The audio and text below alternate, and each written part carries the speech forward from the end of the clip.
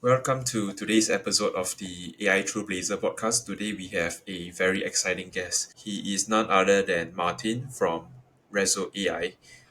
So without further ado, Martin, let's start off with yourself. What's your background and what led you to start Resso.ai? Thanks, Bruce. So thank you very much for having me on the podcast. The reason I started Rezo was actually through my friend. He was having issues finding work, and we built him an application that would help him get hired faster. And the way we started with just basic resumes. We just crafted resumes and cover letters specific to the job description he was applying for. And we were able to do that in just 5 seconds instead of the 30 minutes that he would have to spend on adjusting his resume for every job he was applying for. So that was the initial start and kind of the idea behind Resso.ai. But we have progressed through that. And after about 2 years now, we are more into the practice platform where we help job seekers get prepared for jobs more effectively and more efficiently. And our AI and our algorithm is able to tell you the chances of you getting hired based on the interview practice that you do with our platform. Okay, that seems like something that you are really doing that's super valuable for people that are applying for jobs or you looking for new career switches. So can you share more about your role within the company and how it fits into the bigger picture at Rezo AI? I am the CEO and the founder of Rezo, and my role, the way it fits in, I am a tech starter, tech founder, I guess you could say, is where I bring in a lot of both technology a background where I've used to be a developer and obviously a somewhat of a technology nerd, where I would always stay on top of the latest trends in technology. I also have a extensive marketing background, which I brought into Rezo. We weren't called Rezo at the beginning. We were called, I believe, perfectresume.app. And it was a very basic, simple website that we built in just 5 days. And then we rebranded to Rezo.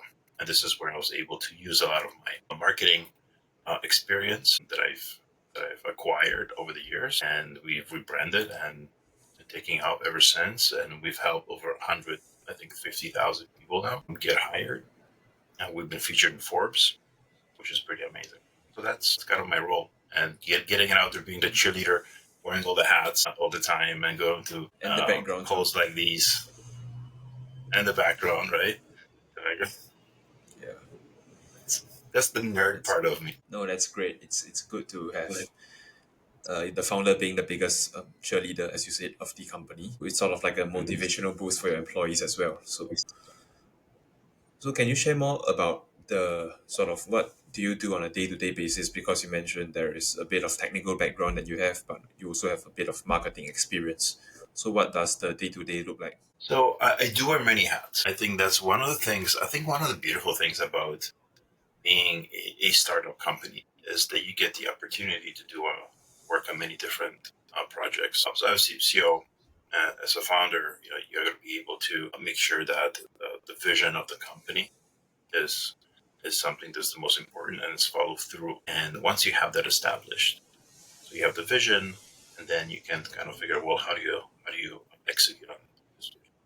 And this could be anywhere from marketing. So this is where, okay, well, how do we craft the right messaging for the target audience that we're going after? That's one of our biggest things. And our target audiences are fairly broad because it can be anywhere from students to job seekers. It could be somebody that's already been experienced in the field to somebody's coming into the field. So that is something that is very important to be able to craft properly. Obviously, the tech part of things, how do we integrate new technologies? How do we implement new ways that we can help our users? So, marketing hat, technology hat, CEO hat, sales hat, right? So you have to hop on these calls. We partner with many companies where we help with outplacement benefits, for example, right? So even though we help people get hired faster, we also help people transition between careers. Um, so there's a lot of different hands that I get to experience on a daily basis. Yeah, makes sense. So, what would you say are the goals of the company, let's say, for the next 6 to 12 months? Yeah, the goal, we are really focused in the education sector and the HR sector. Those are our biggest sectors that we're working in. And on the education front is we work with high school students, for example, in many different school boards where we help prepare these young minds into the job market. And many of them go into co-op positions, cooperative placements within, so they get a first taste of the job market. And we help them prepare for these interviews using our system. So students go in and kind of practice their interviews. And that's our focus right now is into that education for the next 12 months or so. It's going to be very educational focused. And the HR part is where we are helping them. We're helping companies pre-screen candidates using our system. So that's our focus in the next 6 to 12 months. Got it.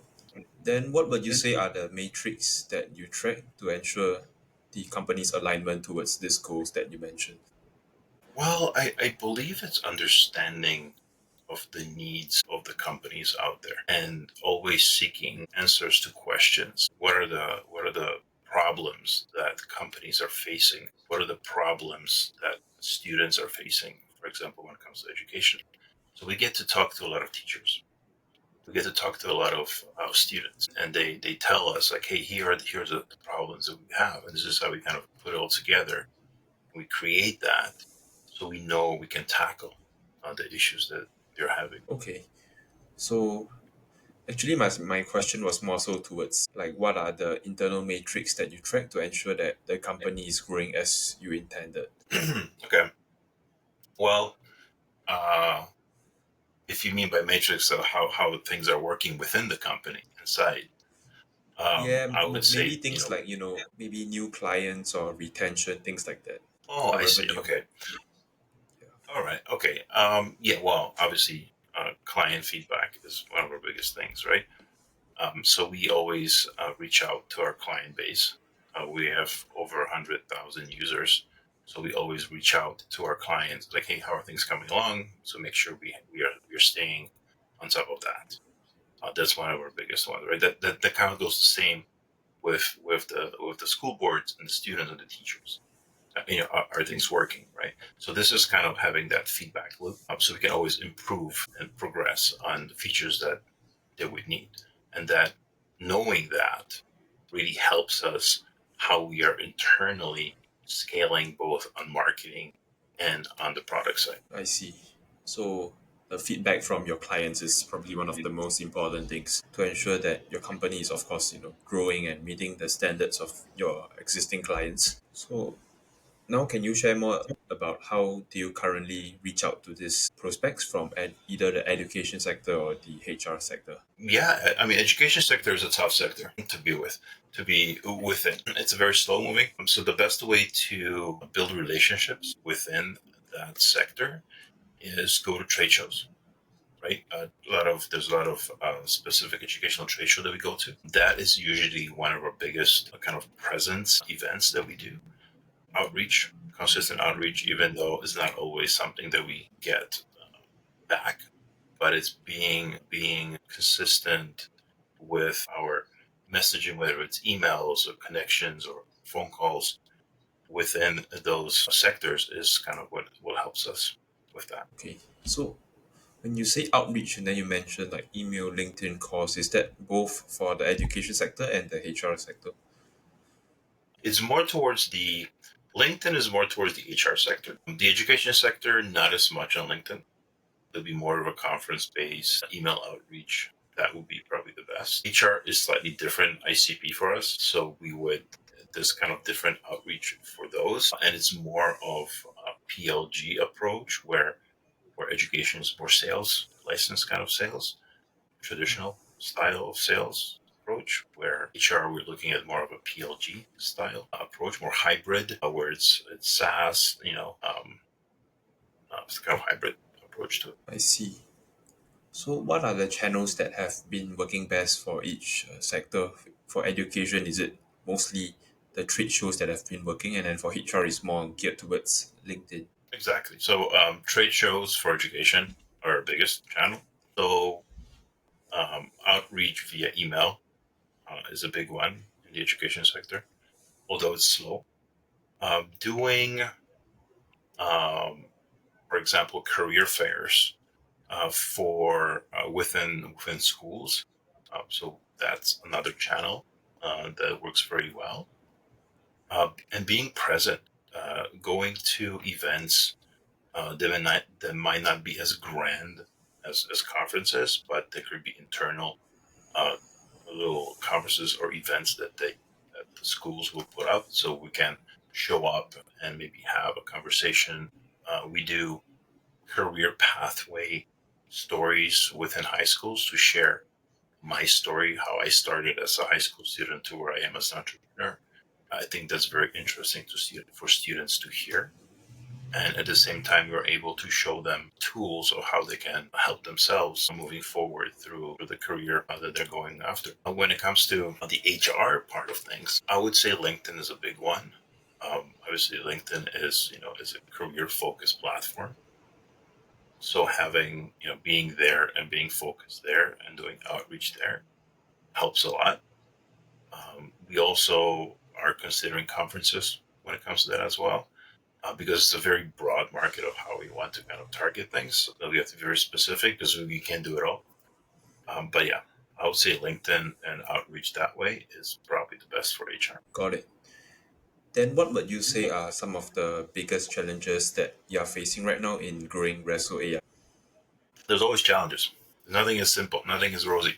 Yeah, I would say making sure that we have our feature sets, also development, R&D is probably one of our biggest challenges, is to make sure that the product is the product features are being deployed at highest possible speed. It's a very quick market when it comes to AI. The industry is just every day there's something new. So keeping up with that is probably one of our biggest challenges as you're trying to do these kind of different things, like education and HR. There's many different facets we can dive into, but it's just keeping up with all these features and make sure we're staying on top. There's a lot of competition. I think that's probably our biggest challenge. makes sense. And then what about the marketing side of things? Because you mentioned you sort of have both technology and marketing expertise, and what you mentioned earlier was more so towards the technical space, right? Yeah. When it comes to marketing, I love marketing. That's something that's very close to my heart, and that it has to do with how we are messaging, how we are reaching, right? How we are reaching to people. How what people are reading about us is beneficial to them, is resourceful to them. So things that we do is, for example, we have a career zone on Resso.ai, which is our blog where we post many different help articles for job seekers or people even in careers, of how to negotiate salaries, how to deal with problematic coworkers, how to deal with any any issue that might arise within your job. So we help them that way, and that's one way we market as well. So we are able to post these articles on LinkedIn and our blog. So that's what we do. Obviously, LinkedIn is a big thing. We have some um, ads on LinkedIn that are running as well. They're very successful. I think one of them has 21,000 likes, I believe, which is pretty crazy. I was like, I don't know how it got there, Yeah, but it's being reshared and it's being liked, and people love the approach. So that's some of the marketing. I'm big into user experience as well. That's something that I'm passionate about. So creating that user experience from both front end on the business to the back end of how people use it is very important to me. And we always try to optimize both the front end and the back end of our product. so what's the biggest challenge when it comes to marketing so far? Let's say if you could have like just one magic wand to, resolve something that is either holding you down or slowing down your progress to get to your goals in this aspect of marketing or getting new customers, what would that one thing be right now? I would say investment. I feel that if we were to crank up the amount that we spend on our advertising, this would be probably help us grow even faster. Although this is not my ideal approach because I prefer the things organic. I see. So you prefer, so you think at this stage the business would benefit if you could leverage paid marketing to scale essentially, to scale Yeah, faster yeah. as So compared the to, let's say, scale and the organic cost. traffic. Exactly. Yeah. Even though it's kind of, I Got it. prefer And to, you, I lean towards organic, but yeah, that would be the issue. so you think like the messaging, the target audience, the market is already mature at this stage for you to use this kind of like paid advertising to scale. Yeah, yeah. But mostly focus on LinkedIn. We've tried different platforms for marketing. We've tried Google, for example, TikTok, Instagram, etc., etc. Although we get a lot of traffic coming from off of it, but we don't necessarily get the conversions we're looking for. So the ROI is not the greatest.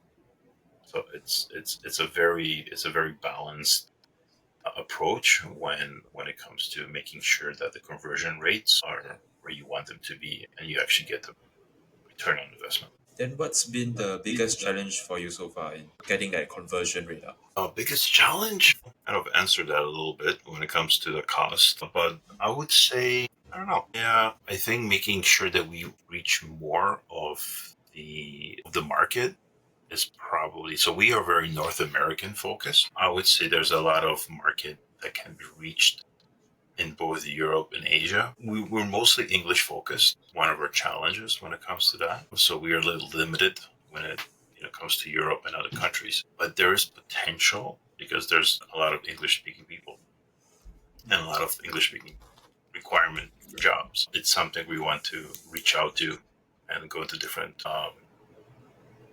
into. So when you say you want to expand your company to more countries, are you looking at mostly just the English speaking countries at this stage, like the UK, Australia? Yes, yeah, yeah. So exactly. So we've looked into like UK, Australia, New Zealand, all the speaking countries, Ireland, um, and we have fairly good ROI on those. But it's more of the non-speaking English countries that still have a lot of English-speaking population that need help with writing a resume, for example, or a cover letter, or preparing for an interview, preparing in English for their interviews.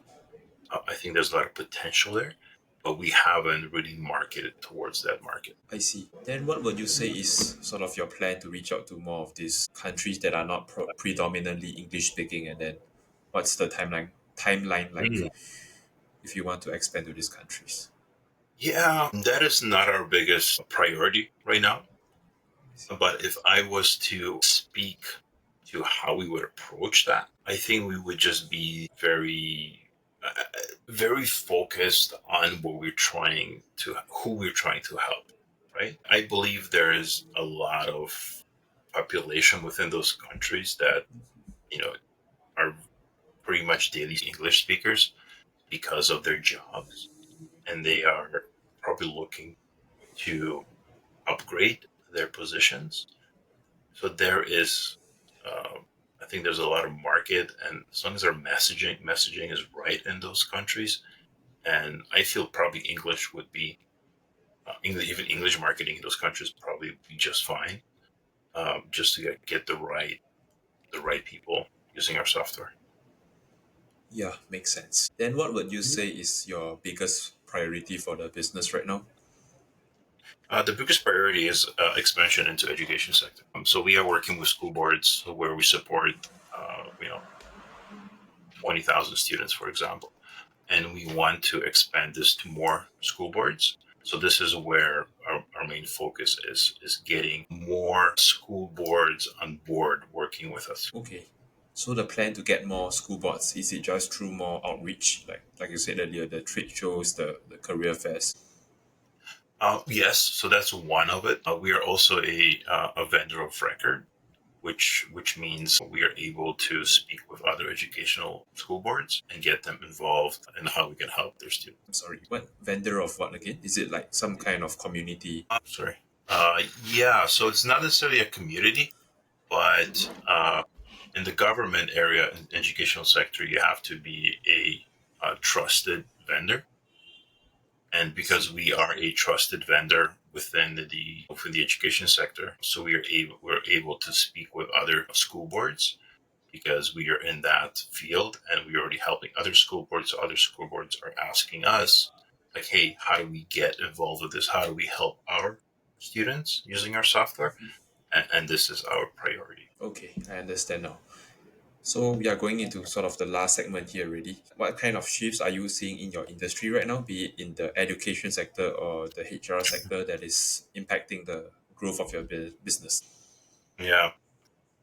There's a lot. There is a lot in the education sector. Is well, the things that we work with students, specifically high school students, grade 10, 11, 12s, they usually have a very hard time having real time conversations. So our software helps them prepare this way, prepare, better communicate when it comes to on the more professional level. So that is a bigger shift. This is why the students love using us. Second big shift is in the HR and both in education is where a lot of companies are now using AI, real time AI pre screening for candidates. So what we're doing, preparing students to get familiar with these kind of systems where they can practice their interviews, practice their assignments with AI, and then when they start getting into the workforce, they are also familiar when they get an email link saying, hey, please pre interview yourself for this position. And the AI hops on and asks, hey, Bruce, why do you want to work at Rezo as a marketing manager? And you go through the process, and how well you score on that interview is, you know, is what are your chances of actually getting a second interview.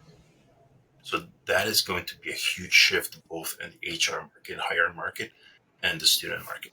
Makes sense. So actually, that brought up a question for me because I see that right now there is also quite a lot of different solutions to help students prepare for their resumes or interviews, and also solutions for like AI pre-screening of candidates, like you said. So, what would you say is, I guess, the unique value proposition of Rezo AI, or what are the steps that you're taking to differentiate yourself from the competitors? Yeah. So one of our big things is our ease of use, right? Is one of our biggest things. So you don't have to within 5 seconds you're able to hop on an interview for a job. Second one, we have a very our algorithm is very specific and very tuned to a way where we tell you the chances of you actually getting hired for the position. So our analytics and metrics show what the quality of your answers, how well you're speaking, are you decisive, or what is your sentiment, are you repeating yourself too much. So we get to analyze this in real time and tell you after every answer that you give of how well you're doing. And we tell you here are the chances you're getting hired right now. So if you start the interview not the best, you don't have to go through the whole thing. You can see like, hey, after the first two questions, you have a 30% chance of getting this job. I would recommend you stop and reevaluate how you want to answer these kind of questions that the interviewer is asking and improve yourself and articulate your answers to questions a little bit better. That's the big Right. difference. So it's essentially, yeah. So it's essentially like a AI assistant or coach to help them get better at better at interviews iteratively, and give them like feedback live as well. Okay, so that's actually about it, Martin, for the podcast interview. Once again, thank you for taking the time to jump on this podcast and sharing these valuable insights with our audience. So if they want to find out more about Rezo AI or reach out to you, what is the best way for them to do so? Yeah, just go to rezo.ai and thank you, Bruce. All right. Yeah, pleasure having you. Thank you, Martin. Cheers. Take care, Bruce.